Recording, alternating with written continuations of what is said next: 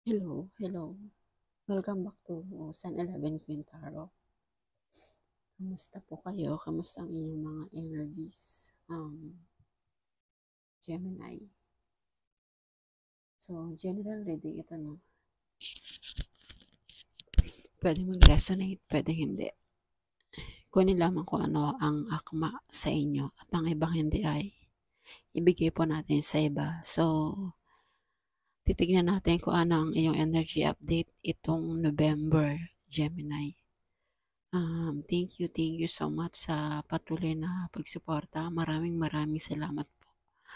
At sa mga bago po, welcome po kayo dito. So, simulan na natin, no, kung ano ang update para sa inyo mga Gemini itong month ng November.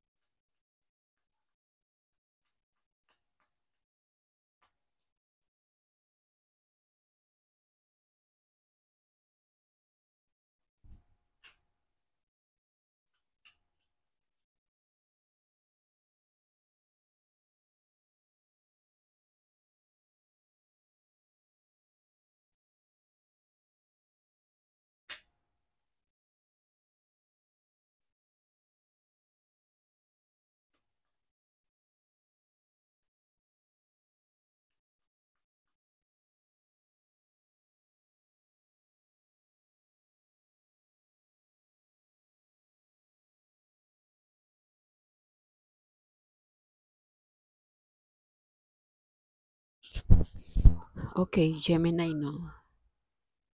Meron kayo ditong passion, abundance, and continuance. So, sa pagiging strong feeling of enthusiasm or excitement for something or about doing something. So, na-excite kayo, no? Na-excite kayo gawin ng isang bagay na ikakasaya nyo, no? Kasi passion nyo. Passion nyo yung ginagawa nyo, kaya lagi kayong masaya sa mga bagay na sinisimulan nyo or mga ginagawa nyo. Kung, kung sa mga halimbawa, yung passion nyo ay mag kumanta or mag-drawing or um, basta yung mga hilig nyo po, no, na-excite kayo gawin yun. And meron kayong abundance, no, wealth, life to manifest, grow, and become more. So, itong pagiging abundance nyo, gusto nyo pa ng mas marami, no? Gusto nyo yung nag-uumapaw na pagkain, nag-uumapaw na pera, yung pag-uugali, at, at dito rin sa trabaho, no? Talagang napaka-abundance niyo po, no? Dahil minamanifest niyo to at talagang sinasabayan niyo pa ng pagtrabaho para sa pangarap ninyo. At magtutuloy-tuloy ito yung mga overflowing mo about food, money, attitude na yung maganda talaga na makipag-communication at continuous din tong pagtatrabaho mo para sa success, no? And nagkakaroon ka dito ng mga pagpaplano sa mga tungkol sa iyong pagkakaroon ng malusog na pangangatawan, no? Meron kayong mga kadiling na Leo, Sagittarius, and Capricorn. So, tingnan pa natin kung anong mensahe sa inyo pagdating ng November. Ano ang energy update sa inyo, mga Gemini?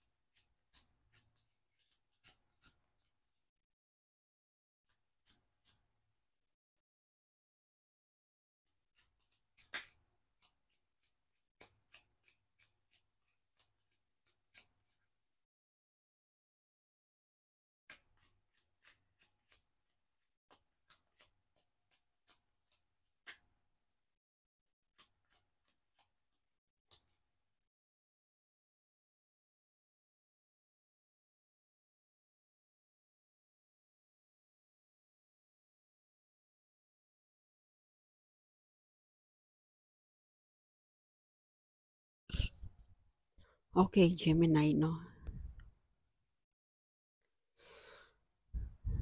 ang dami niyong choices, ang dami niyong pagpipilian ng mga opportunity na dumarating sa inyo 'no, kasi gusto niyo rin yung ginagawa niyo, talagang passion niyo 'to, na-e-excite kayo kapag ginagawa niyo yung isang bagay na talagang mahal niyo, yung tinatrabaho niyo 'no.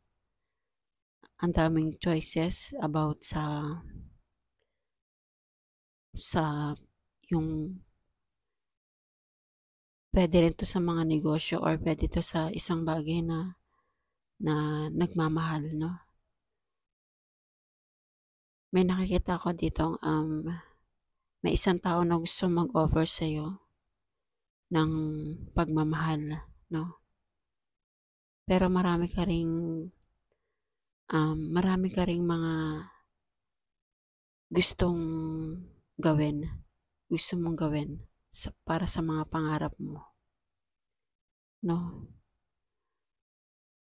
And dahil dito sa pagkakaroon mo ng, um, na napili mo or nakuha mo kung ano 'tong passion mo na ginagawa mo, patuloy mo 'tong tinatrabaho 'no, patuloy mo 'tong pinaghuhusayan, lalo mong pinaghuhusayan yung mga ginagawa mong craft para mas lalo pang madagdagan, mas lalo pang mag-grow, mas lalo pang mag-overflowing itong pera mo na pinagsusumikapan mo 'no. May times din na, siguro meron din isang sitwasyon na na na may nangyari na nahirapan ka 'no, nahirapan ka dito sa trinabaho mo or sa trabaho mo. Kaya gusto mong lumipat ng ibang trabaho or gusto mong lumipat ng ibang lugar or puwede din gusto mong lumipat ng ibang, bahay 'no. Kasi siguro doon sa mga, napapalibutan ka siguro, nahihirapan ka makisama 'no. Kaya gusto mong lumipat ng ibang lugar, gusto mong mag-move forward. Puwede rin ito sa trabaho na pinasukan mo, gusto mo rin lumipat ng ibang trabaho, pero um,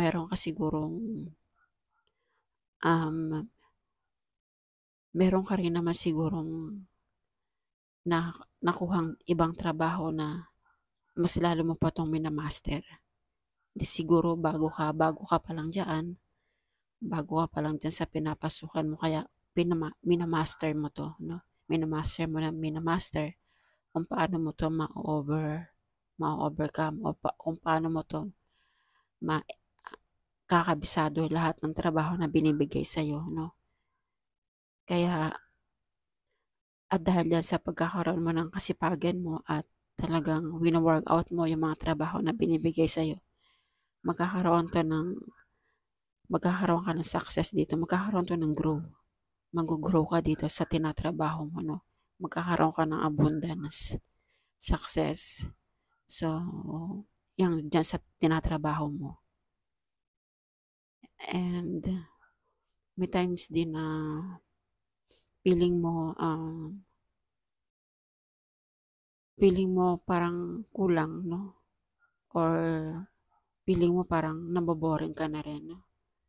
May times na naboboring ka, siguro naho-homesick ka 'no, naho-homesick ka siguro yung trabaho mo nasa ibang bansa kaya minsan napapaisip ka napapaisip ka parang, hindi mo na alam kung paano maging masaya 'no.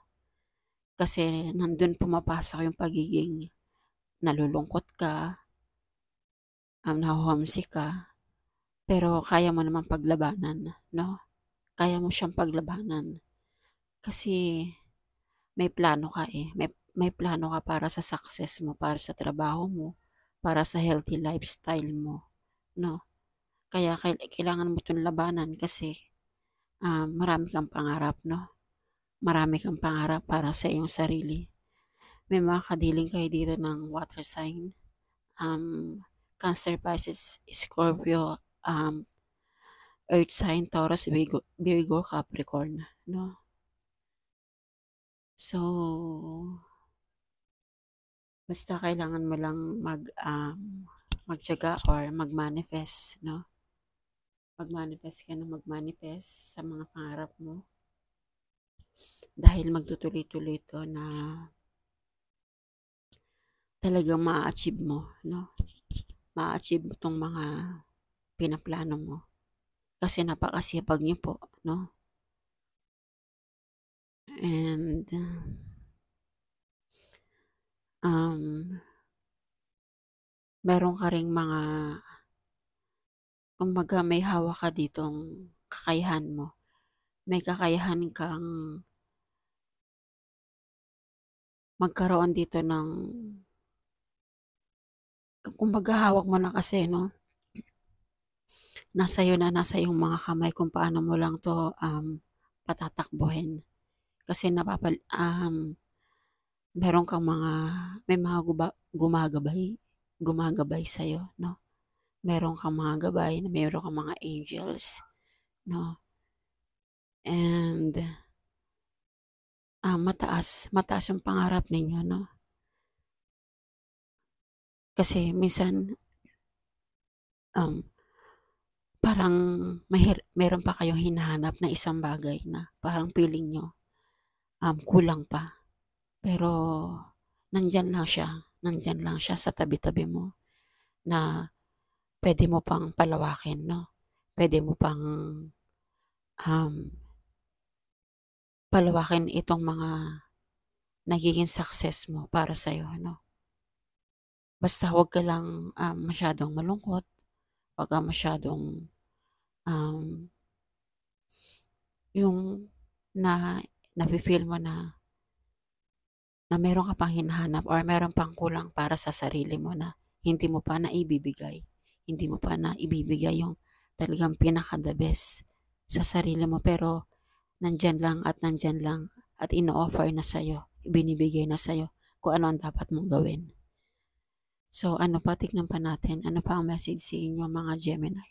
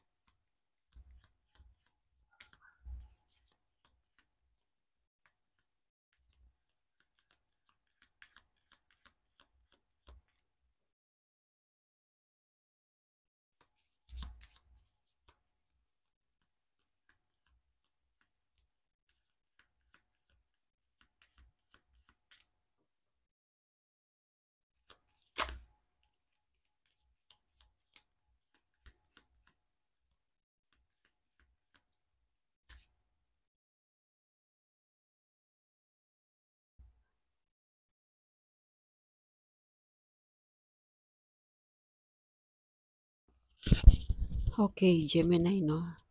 Dito dito sa pagiging passion mo, 'no? um, kailangan mo mag-practice, no? Mag-practice na mag-practice. The best way to be good at a skills is to practice, practice, practice until you get it right.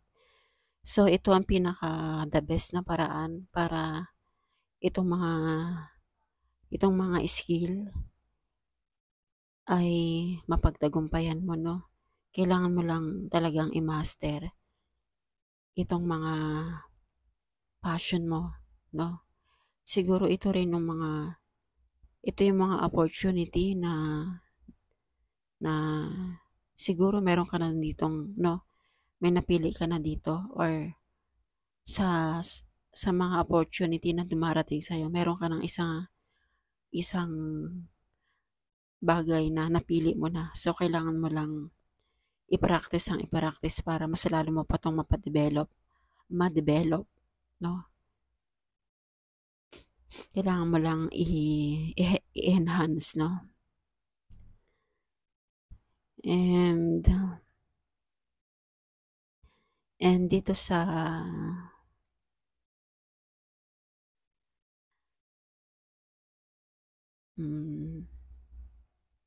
okay. So, yun na po, yun ang pinaka the best para mapagtagumpayan mo itong pinili mo o itong opportunity na nakuha mo, no? And dito sa pets, no, you love and understand animals. So, siguro kayong may mga Gemini, meron kayo siguro mga alagang pets, no? Siguro may aso kayo or meron kayong mga inaalagaan na nasa bukid, ano, na talagang mahal na mahal ninyo, no? Talagang naiintindihan nyo yung kanilang nararamdaman, no? Kasi sa bawat lakad mo dito, kung gaano man yang kalayo sa pupuntahan mo, tinutulungan ka ng mga alaga mo or halimbawa kung meron kayong mga i-harvest or mga kukuhain ng mga gulay or mga prutas or may mga palay kayo, meron ka sigurong mga sinasakay or mais, no? Meron ka sigurong sinasakyan na animals na tinutulungan ka niya kahit gaano pa yan kalayo or kahit gaano pa yan kalayo yung lalakarin mo. Tinutulungan ka niya para mapuntahan mo or hindi ka mahirapan sa pagkuha na yan sa pag-harvest mo, no? Kaya naiintindihan mo kung ano man ang kanilang nararamdaman dahil mahal na mahal mo sila, no? At minsan nararamdaman mo na minsan na napapagod ka na. Ay na, ay na sorry, I mean napapagod na yung mga animals mo, yung mga alaga mo. So binibigyan mo siya ng importansya. Binibigyan mo siya ng pagmamahal para mas lalo kang um, mawala yung stress. Yung stress mo or yung stress ng animals mo para mas lalo siyang maging malakas. And then dito sa happy surprise, so something very good is about to happen. So magugulat ka na lang, gugulatin ka na lang ng swerte na nandiyan na pala, no? Magiging masaya ka dito at lahat yan ay mangyayari, no? Dahil dito sa win-workout mo, plinano mo at pinagtuloy-tuloy mo yung mga tinatrabaho mo, yung mga pangarap mo, no? Masosurpresa ka na lang na hindi mo akalain na nandyan na pala. Nandyan na pala yung mga pinagsumikapan mo, pinaghihirapan mo, yung minamanifest mo, ay ayan na, no? Nakukuha mo na-achieve mo na. Kaya mas lalo mo pa tong tinutuloy-tuloy yung mga tinatrabaho mo para mas lalo ka pang maging successful. So, Gemini, yan ang iyong energy update for the month of November. Yan muna sa ngayon. So, ingatan niyo po ang iyong sarili, no? kailangan healthy living po kayo dito at, wag masyadong maghanap ng parang kulang pa 'no, pero nasa iyo na 'no, andiyan lang, um, andiyan lang siya, binibigay na sa'yo so kailangan mo lang trabahuhin ng trabahuhin 'no. So, magugulat ka na lang na dahil diyan sa pagtatrabaho mo na nasopresa ka na na-achieve mo na unti-unti yung mga plano mo, yung mga goal mo ano, nagkakaroon na 'to ng successful. So, Gemini, 'yan muna sa ngayon. Thank you so much. Thank you for watching and please like and subscribe. Thank you po and God bless po.